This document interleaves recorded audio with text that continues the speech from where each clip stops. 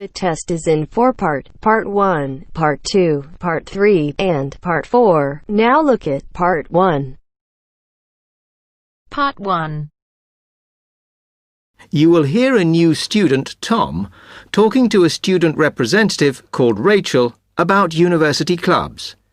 You now have 30 seconds to read questions 1 to 4.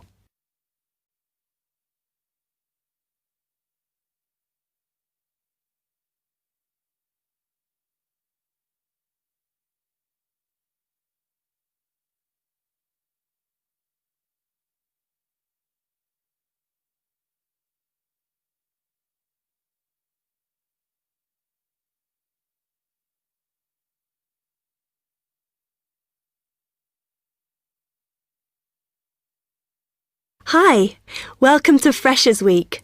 I'm Rachel. Can I help you? Oh, hi. Yes, I was hoping to find out about some clubs I could join. Well, all the club stands are here in this hall. What were you interested in? Not sure. I wanted to do something where I could meet people. Well, take this leaflet with details of all the clubs and see what you think. Oh. It'll probably depend on what day you're free. Like on Mondays, there's the film club. Then on Tuesdays, you've got the climbing club. That's really good. I'm in that. Then on Wednesdays, you've got chess, if you want something a bit more intellectual. But you should look through carefully because all the clubs run extra activities as well as their normal meetings. Oh, yes, I see. So it looks like the film club has discussions after the films. I'd quite like to go to those. Then climbing. Goodness. It says here that the university has its own climbing wall. That's impressive. And they go on weekend trips. Cool. And it says the chess club normally just does games with whoever turns up, but it also runs competitions sometimes. But I bet you've got to be pretty good to do that. Yes, I think so. And how many people are in the clubs? Are they all really full? Well, obviously they're all different. So, for example, the film club has just increased its membership from 85 to 125. But I think they're hoping to extend it to 150. The climbing club's quite small, 40 people. And the chess club is fairly healthy at 55. Right. OK. So who do I see if I want to join these clubs? Well, if you go round the stands and speak to the people there, for the film club, that's the events organiser. For climbing, you'll need the club secretary, and the chess club is organised by one of the maths tutors. OK? Yep. I think I'll start with the climbing club. It sounds good. Oh, well, as I said, I'm in that, so I might be able to help you a bit. You now have 30 seconds to read questions 5 to 10.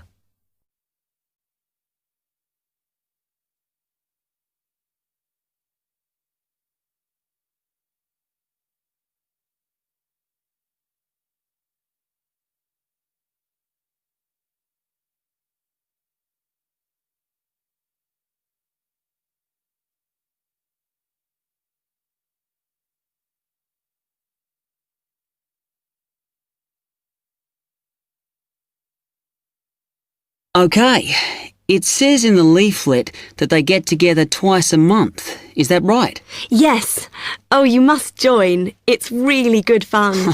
We go away quite a bit to North Wales, and every year we have a special excursion, usually to France, which is where we're going this year in the spring. The weather's too unpredictable in the autumn. Wow, that sounds good.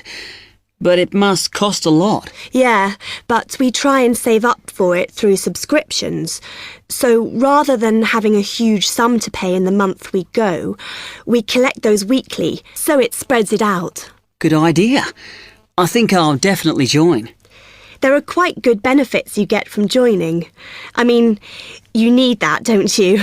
And the university clubs normally try and do deals with local businesses, so it's really worth joining. Like in the climbing club, they've got a special arrangement with one of the shops in town. So if you show your card, you can get money off equipment. Don't think the discount extends to clothes, though. That's really worth it then. I'll go over and talk to them now. OK. Hope you do join. Oh, and another thing I meant to say. If you do become a member, you automatically receive a magazine once a year. It's quite useful and interesting because it goes out to all the national climbing clubs. And the other thing is, if you come to every session, then you can get a complimentary ticket to the big exhibition that's held in Cardiff every year. So, hope to see you. Yeah, well, thanks a lot for your help.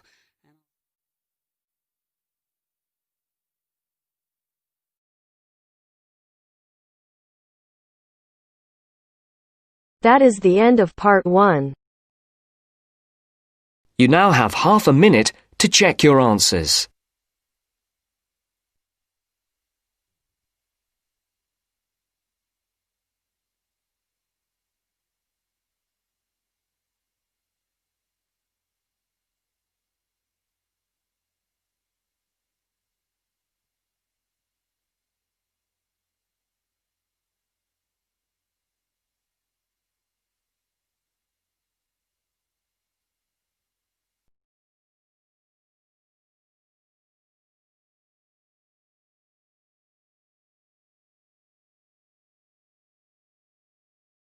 Now turns to part 2. Part 2. You'll hear a dialogue between a foreign student and a student union officer. As you listen, answer the following questions. First, look at questions 11 to 13.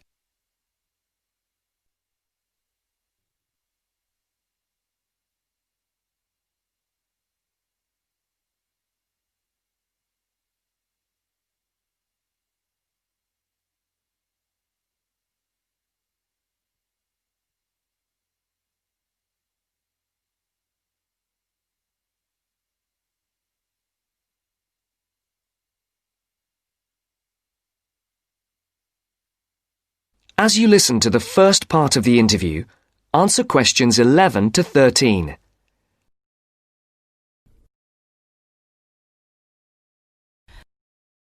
Good morning. Can I help you? Yes, I'd like to know something about the British medical scheme. Yes. What's your question? Can I use British doctors if I fall ill? That will depend on how long your course of study is. If it is 6 months or more, then you are entitled to treatment from the British medical scheme, called the National Health Service, NHS, as if you were a British citizen. With the NHS, consultations with doctors are free, but you will be asked to pay something towards the cost of medicines. In 1987, this is £2.40 for each item of medicine. You are also entitled to free treatment in British hospitals. Always make sure the doctor knows you want treatment from the NHS, as doctors also take private patients, who pay the full cost of all their treatment. How do I make sure I can be treated by the NHS? If you are eligible for treatment, that is, you are registered on a course of 6 months or longer, then the first thing you should do is to register with a doctor. You should register with any doctor close to where you live. Local post offices have lists. Now look at questions 14 to 20.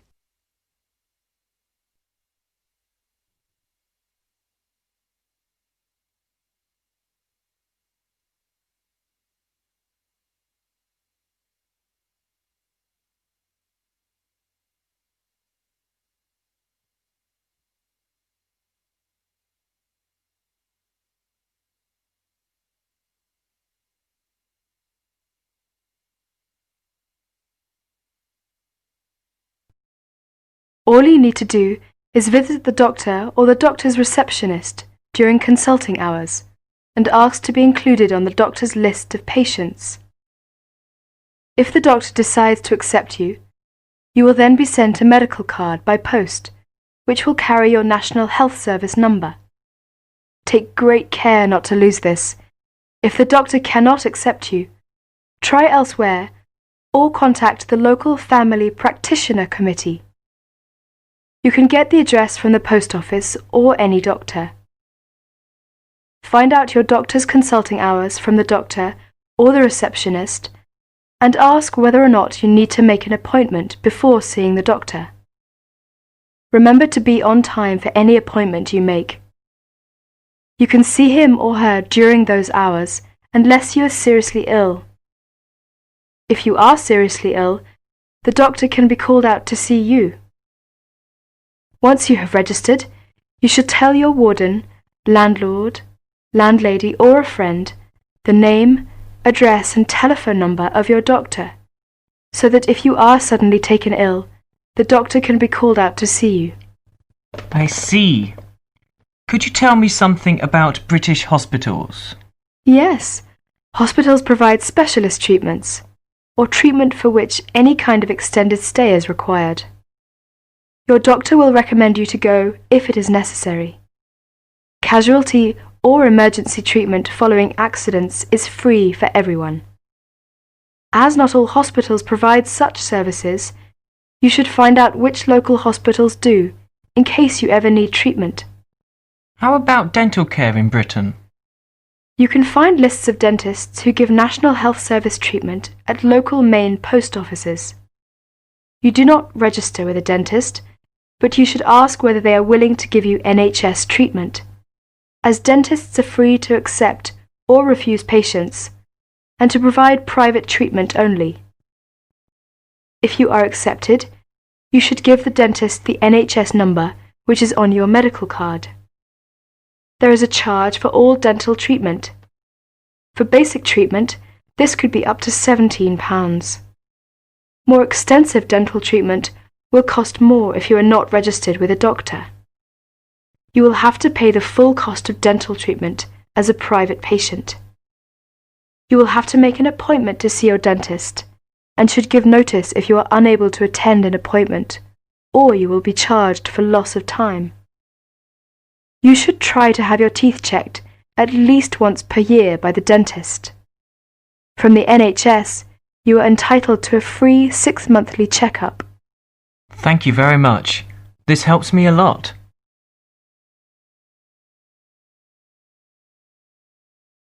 That is the end of part 2.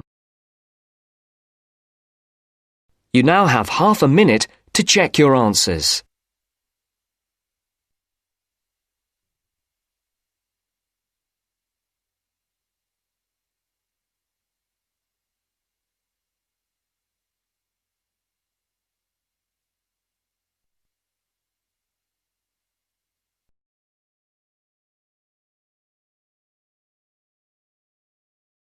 Now turns to part 3. Part 3. First, you have some time to look at questions 21 to 25.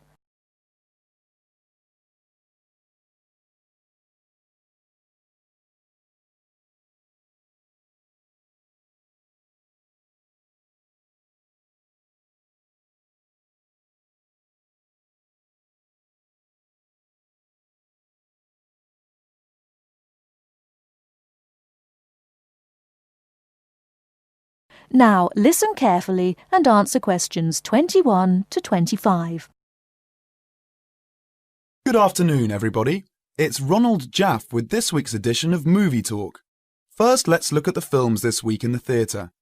The Kid Rides Again, When You Find Love, and Wronged. The last of the three, Wronged, is definitely the best. In fact, one of the best films in a long time, with Henry Michelson and Joanne Seymour. It is about a man who gets a life sentence for a murder he did not commit. In the style of the films of the 40s and 50s, it is a modern story of a man and his wife, wonderfully played by Joanne Seymour. They fight to make people believe Thompson is the wrong man and not the killer. The strength of their love is wonderful even after Thompson has been in prison for 15 years. Of course, I won't tell you what happens after Thompson's 15th year in prison. That would ruin the story. But if you see no other film, you should see this one. The story may be old, but the acting is great, and it will hold your attention from beginning to end. Unfortunately, I can't say the same for When You Find Love. Just another silly story about how boy meets girl, boy loses girl, boy gets girl again, and they live happily ever after. Before you hear the rest of the talk, you have some time to look at questions 26 to 30.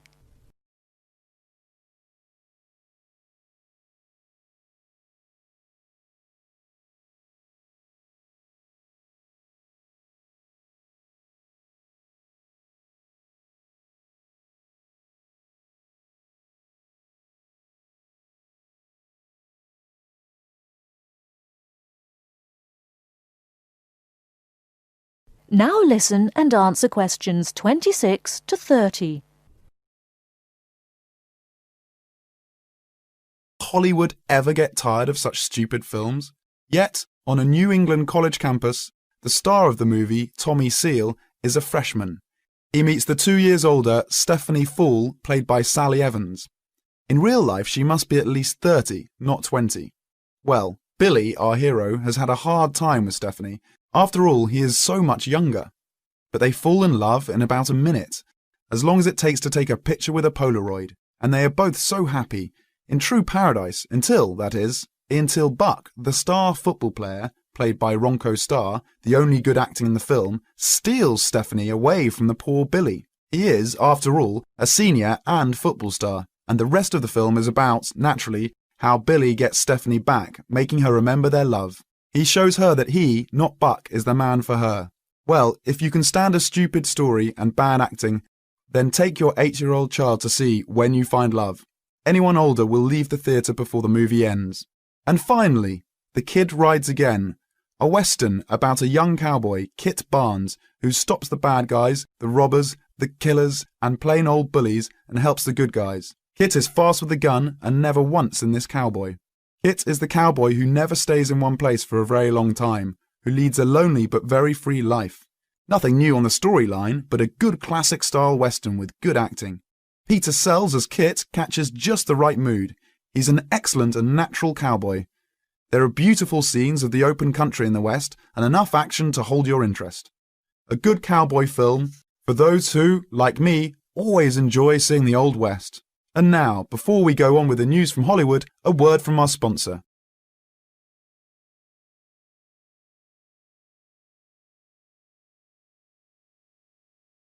That is the end of part 3. You now have half a minute to check your answers.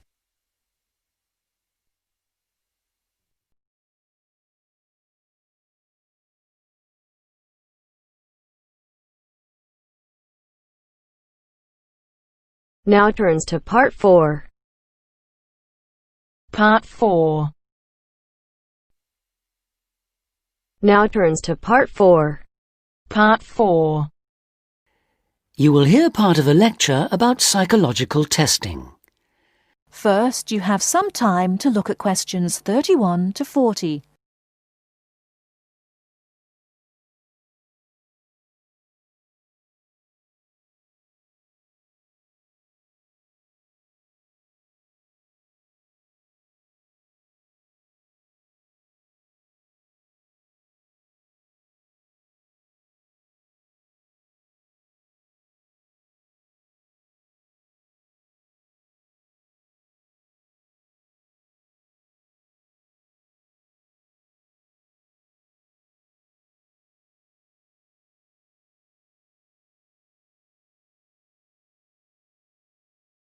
Now listen carefully and answer questions 31 to 40.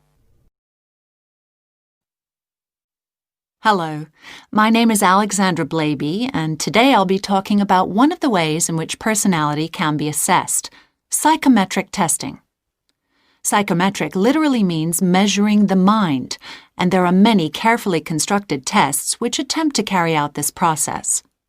Probably the most common use for these tests is to help people find out the careers that most suit their personality. Many employers ask new job applicants to take a psychometric or personality test as part of their selection procedure.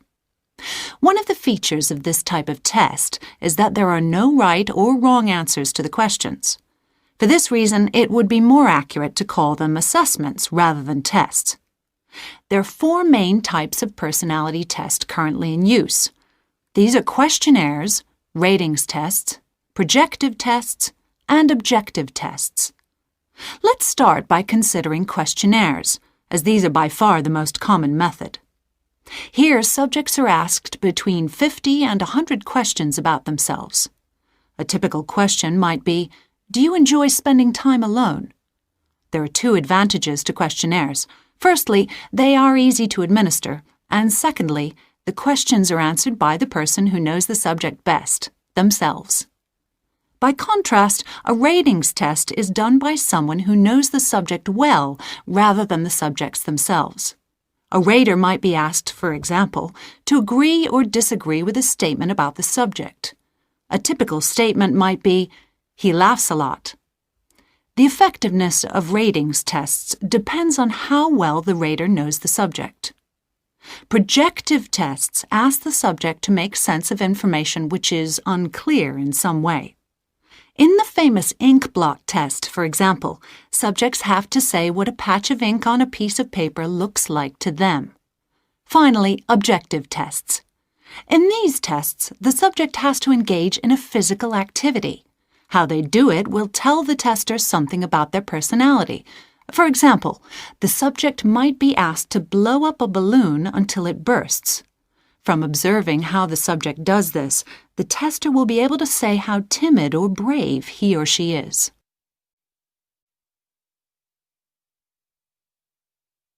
Perhaps at this stage we should clarify what exactly we learn about people from psychometric tests. The overall purpose of the tests is to identify personality leanings or inclinations rather than fixed qualities or, as some people fear, character weaknesses.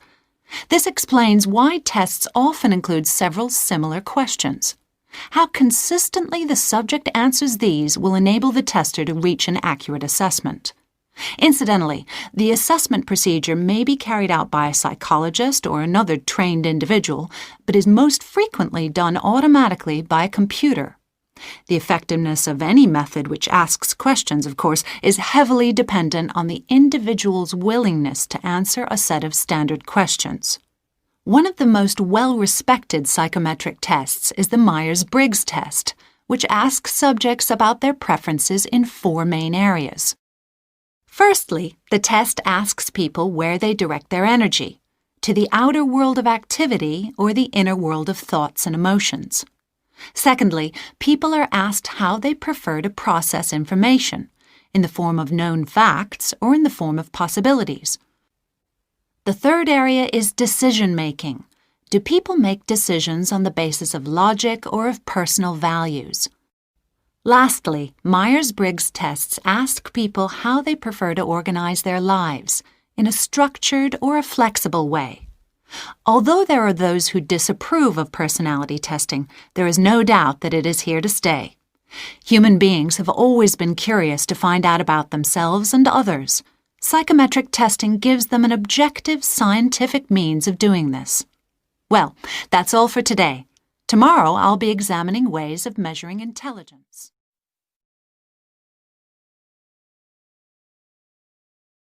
That is the end of part 4. You now have half a minute to check your answers.